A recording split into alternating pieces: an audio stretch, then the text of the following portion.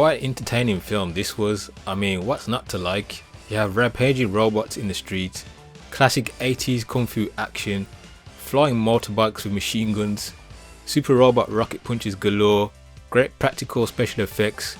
This movie is just a fun time. It even has music from Dan Kuga, namely Takeshi Ike's Burning Love Song. I Love Maria is a 1980s sci-fi comedy action flick from Hong Kong, with the likes of Shuri Hark working on it. And if you know anything about old school Hong Kong movies, you know that Shuri Hark is one of the top directors. Albeit he didn't direct this movie, but you can definitely feel his influence, not to mention that he also stars in the movie. This film has a whole slapstick comedy vibe going on with it. There's a very basic plot, but it just serves as a vehicle for all the crazy action to take place. The hero gang are the biggest troublemakers in the city. Despite their name, they are definitely the bad guys. They use armed robots to rob banks across the city, and the police can do very little to stop them. The gang's leader has a thing for creating perfect robots, so he creates Maria, who is a robot version of the real human Maria, who is his right hand lady. She doesn't approve of this idea, but she loves the boss so much that she puts up with it. So we have two Marias in the film. Robot Maria is programmed to go after Whiskey, a former hero gang member that left because he wasn't happy with the direction of the gang. Whiskey just happens to fumble his way into Curly's life, an inventor that works for the police weapon research development department. He's the best at creating new weapons, but his colleagues hate him for being so smart, so he gets bullied a lot and laughed at. Whiskey and Curly form a friendship, and let me just say, these two together is one of the most hilarious things in the movie. Their comedy duo timing is just great.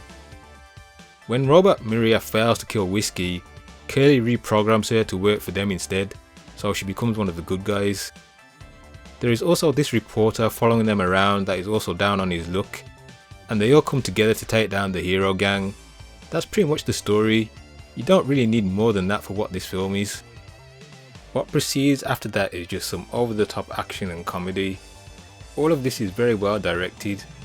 I feel like they got the most out of every camera shot to really sell a scene. If you're a fan of 80s action movies, you will feel right at home watching this.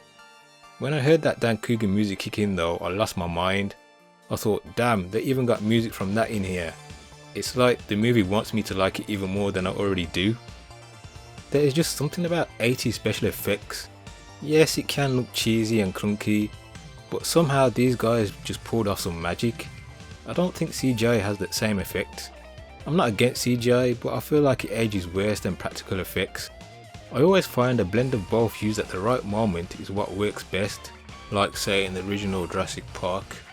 However, seeing 1980s robots fight each other and bash each other through walls will always be entertaining, and that's what this film is. From the moment it starts, you're just on a fun ride the whole way. The actress Sally, who plays both Marias, is excellent at playing two different characters, one good and the other totally bad, and she makes it believable. Her comedy shines through when she's playing Robot Maria though, just offshoot stuff as she slowly gains a human personality. If it wasn't obvious, I really enjoyed this movie, but I understand it might not be for everyone. However, if you like 80s action kung fu movies, or maybe you're a Kamen Rider fan, then I can recommend that you check this movie out. It's pretty much a live action anime. Thanks for watching.